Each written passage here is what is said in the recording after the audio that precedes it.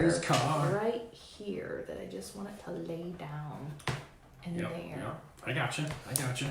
Hello, everybody. Hello, Ganayar. Hello, Northwest Indiana. Hello, real estate agents everywhere. On a Friday, on this lovely, dreary Friday. It is rainy where we're at right now, and I hope it is sunny and awesome where you're at. But most of you live here, and it is probably not.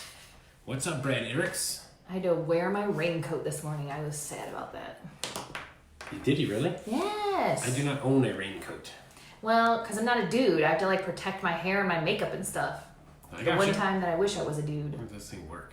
I don't know. There we go. All right, so I always say we've got a great show for you. You know what? We've got a so-so show for you guys today. It's so-so. Actually, these are kind of some basics, but I think they're very important.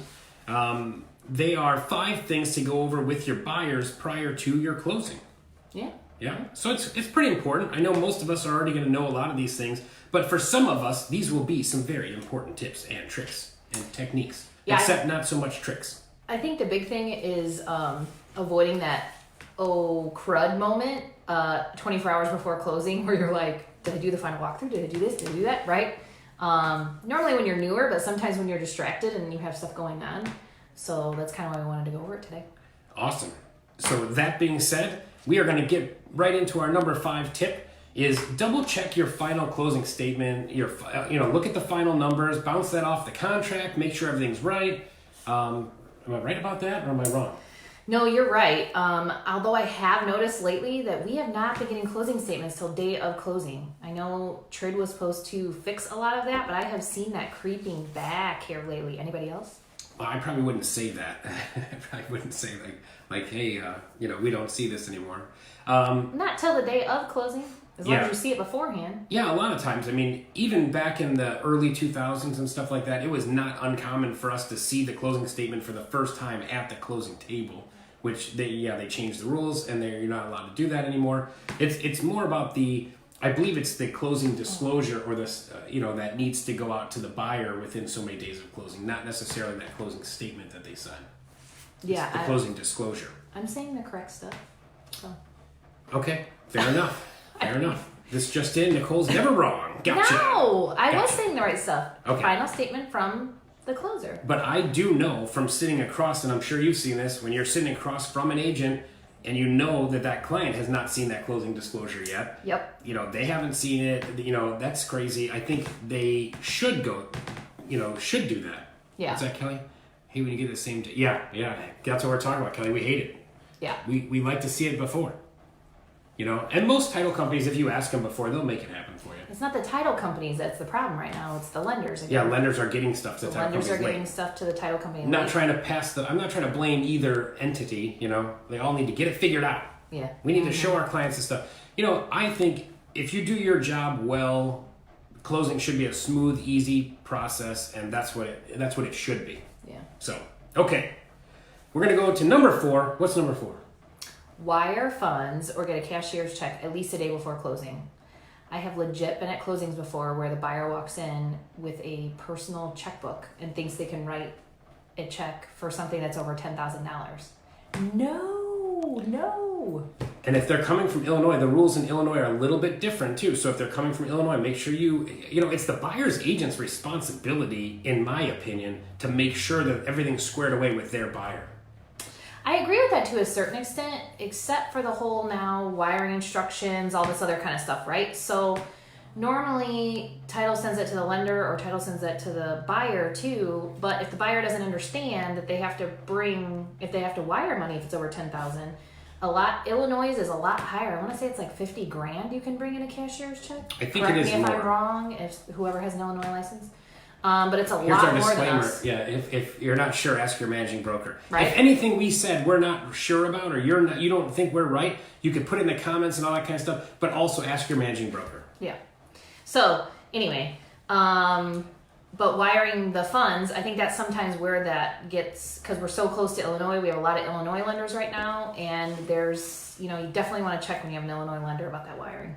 Yeah, and a lot of our buyers right now are coming out of Illinois too. So, and they might not think that they're doing anything wrong. And it's not necessarily the buyer's agent's responsibility to get the wiring instructions to the from the lender to the client. None of that. That's not what I'm saying. But what I'm saying is, in my opinion, it's the buyer's agent's responsibility to make sure everything on their side is running smoothly and things like that. And that would include maybe just checking in with your buyer. Did you get the wiring instructions from the title company? Or something like that. I'm not saying the buyer's agent has to actually give that to them. Yeah, and the other thing also is calling your buyer knowing when the wire got sent, and then calling title and saying, hey, did you get the wire? Sometimes, you have that bank manager on the other end that just didn't push that send button. So it's always a good idea to have your buyer wire at least a day ahead of time, so that you can verify the funds are there. Nobody wants to sit at a closing for 3 hours because you're waiting on the wire. Yay! And double check the figures. And that will help too. When you call your title company rep, they're going to ask you what the amount was that was wired. Yeah. So that's a good thing to do too. Check that. Okay, I think we really just bring, make sure you have your money. We spent a lot of time on that point. Well, I think that's a big one. That should tell you guys that it happens too frequently where things don't happen correctly. And it's like, if you're an experienced listing agent, you're going to know that the buyer's agent doesn't really know what they're doing, and we need to assist them in education. Yeah. All right, number 3. Moving on to more education. We got number 3 is final walkthrough. Who cares? When I was a new agent, this was my worst nightmare. For some reason, I always forgot to schedule a final walkthrough, and I always had to do it like super last minute. Like that morning, I was like, "Hey, you want to go walk through the house?" And it's for the next day, the closing. So put it on your calendar, remind yourself to get a hold of the buyer to schedule the final walkthrough. A lot of times, if I hear clear to close, I will then schedule the final walkthrough right then, so I don't forget. When do you like to do a final walkthrough? Right before closing. Yeah, that's such a great answer. She's so good. The closest to closing, the better. Oh, that's what I was going to say. That was exactly what I was going to say. I think that, and I know we've shared this story before, but we've all had, unfortunately, horror stories at final walkthroughs. Some agents will say it's better to do it the day before and things like that in case there is a problem.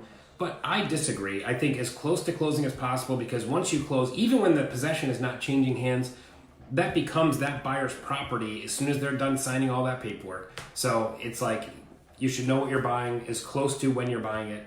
And I'll tell you what, I think the worst thing that could possibly happen if an agent is too busy to do the final walkthrough and they talk their client out of doing a final walkthrough, to me, that's like the most unprofessional thing you can do. Yeah. Have someone else in your office do it, do something, but do not take away that ability from your buyer. It's crazy. Yeah, I mean, repairs don't get done. That's right, Kelly. People take appliances they're not supposed to, all kinds of things, and then it's up to you as the agent to figure out how you guys are going to fix it. And I've had it before where I don't close that day, and that's just flat out what it is. Nobody wants to do that, but it does happen. Yeah, and I do like to tell my buyer before, if there were any repairs that the inspection required, I usually ask the agent long before that, have all the repairs been completed? Do I get copies of receipts if I need them or whatever? I ask those questions first. I let my buyer know the final walkthrough should take 5 minutes unless there's a problem. Yeah. It's not a time to bring the whole family, the friends, cousins, uncles. No, that's not. It's a time for the buyer to get one quick walk through the house, make sure it is what they expected and all that kind of good stuff, and you get in and get out of there. Measure for drapes, put furniture in. Sorry, phone call. Yeah. You wait 10 more minutes. It's not a big deal. You go do your walkthrough, you go close on the house, boom, celebrate, it's your house, congratulations, super happy buyer, agent did a good job, everything's great all around. Moving on to number 2, right? We're done with final walkthrough. Mm-hmm. Number 2, what is it, Hanson? This is your show too.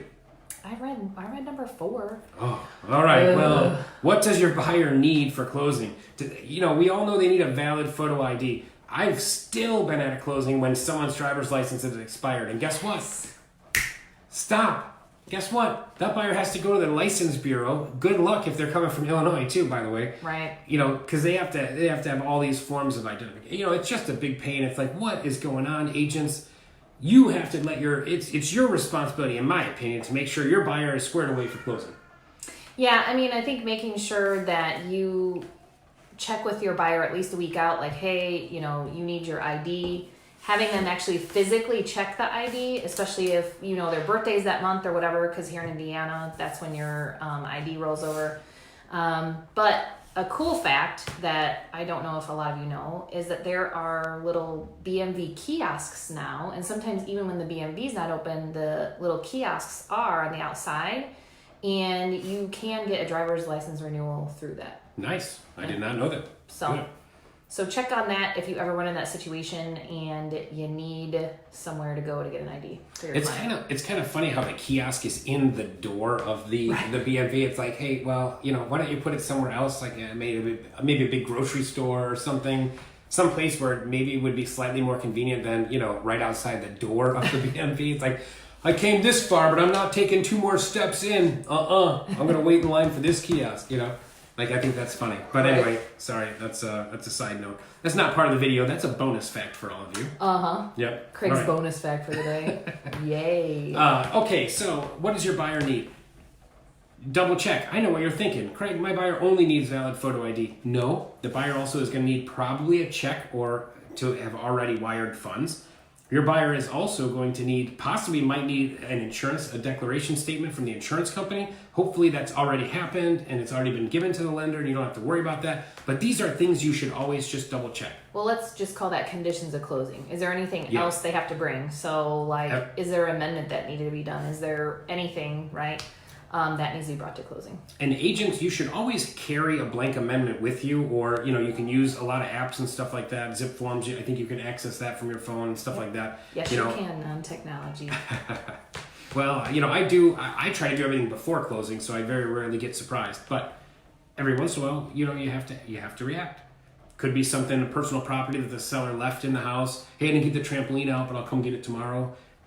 Protect that in writing. Protect your client in writing all the time. Nothing in real estate should be ever verbal. Okay. Double check with the lender. Double check with the title company. Is there anything else? Every once in a while, the lender might say, "Oh yeah, we need their newest bank statement from yesterday or whatever."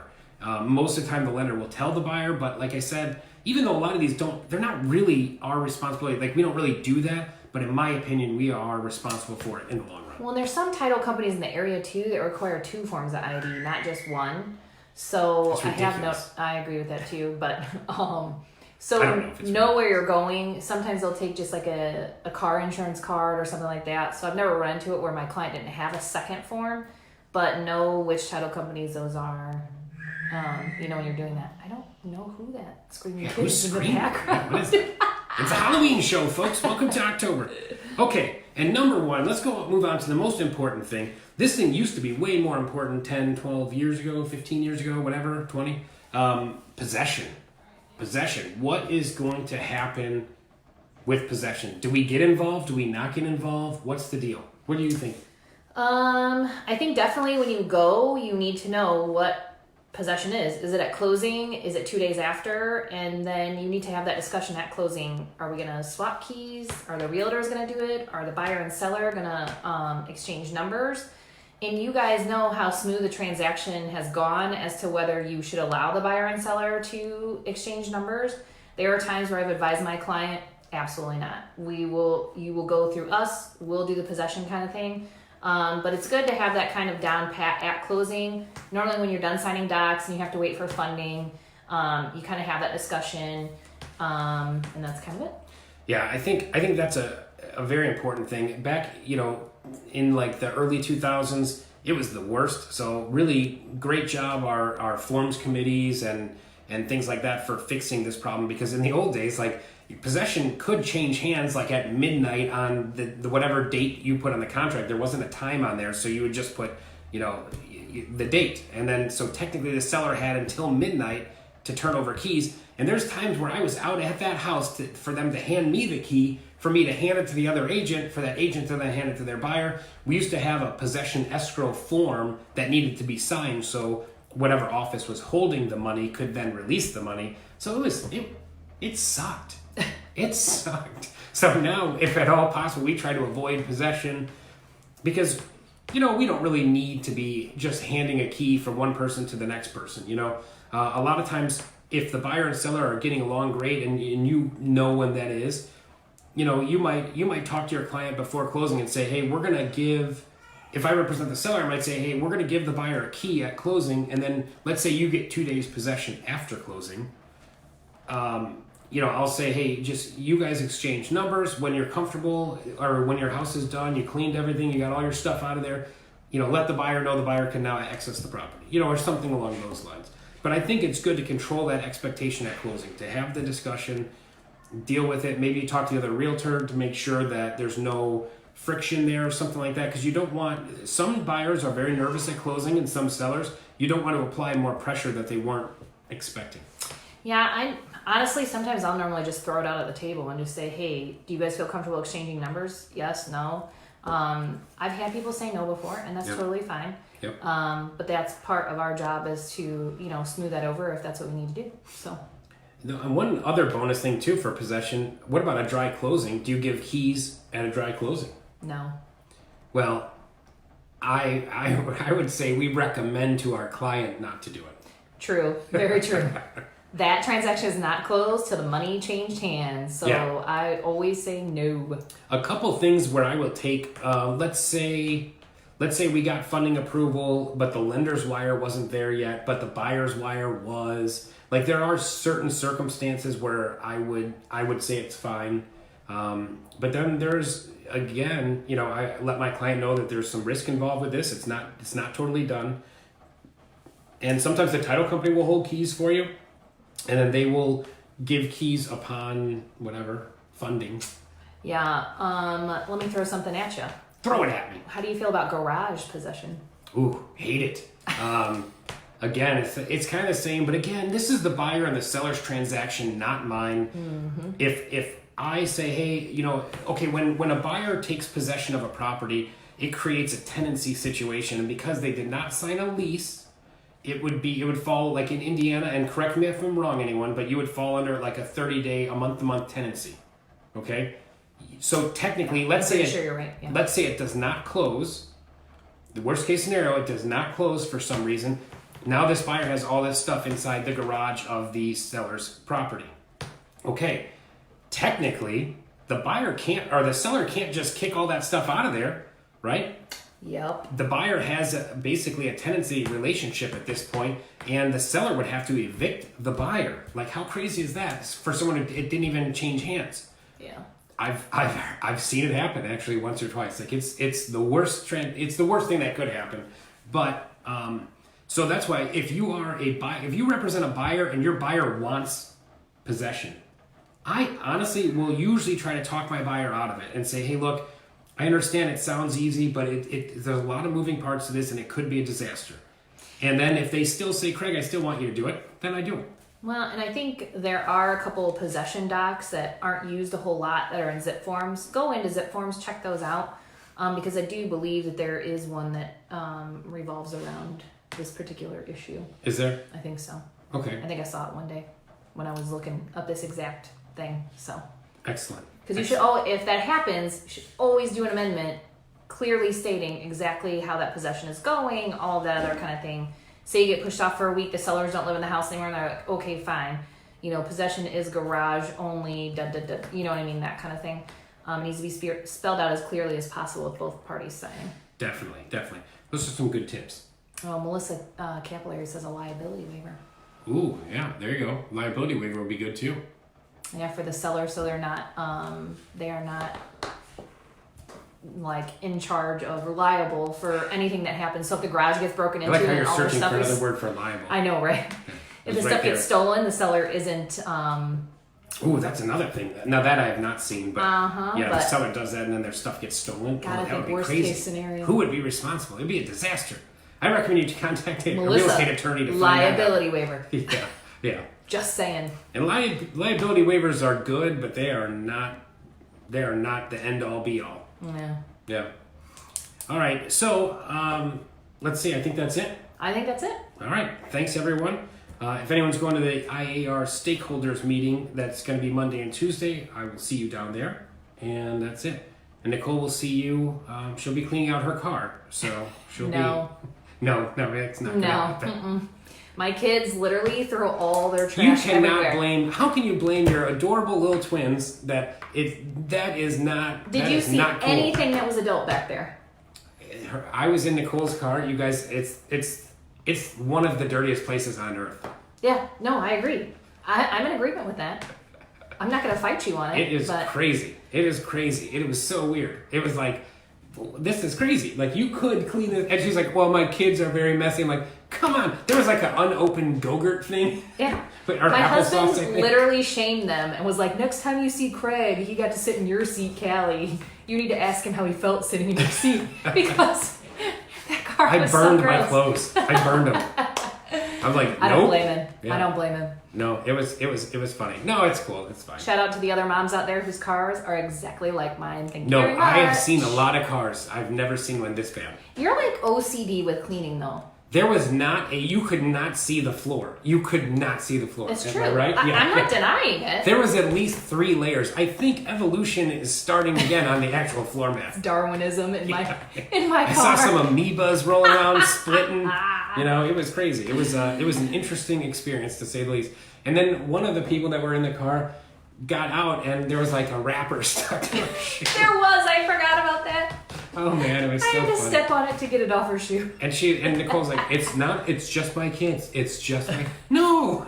No, the front seat was mine. The back seat is theirs. I'm just saying. Yeah, I got you. The front seat wasn't that much better. No, it wasn't. That's what I'm saying. The Yeah. front seat's mine. The back seat's theirs. All right. Well, enough of this. Enough shame fail on Nicole's dirty car. She fine. She doesn't care. Nope. She has not cleaned it out anytime soon. She'll just wait to get a new car. No, basically, normally I take like a bag of trash out every once in a while. That's the truth. I need to do it though before it gets cold because I won't do it ever if I don't. Yeah. Legit. And then poor Chris will be out there in the snow taking Shout out to Chris Hansen. because he can't get in the car. That's awesome. All right. So great show today. Thanks everyone for watching. And if you have any show ideas for us, let us know. I think we turned down a couple of them only because we feel like there were certain reasons why. I think we talked about that last time there. Oh, did we? Okay. Yeah, we did. All right, good enough then. All right, thanks everyone. Bye, guys. Have a great week. With you. He's got to wave. Yeah, what are you supposed to do when it comes on there? It says wave to him. I'm just doing what the thing tells me to do. Uh-huh.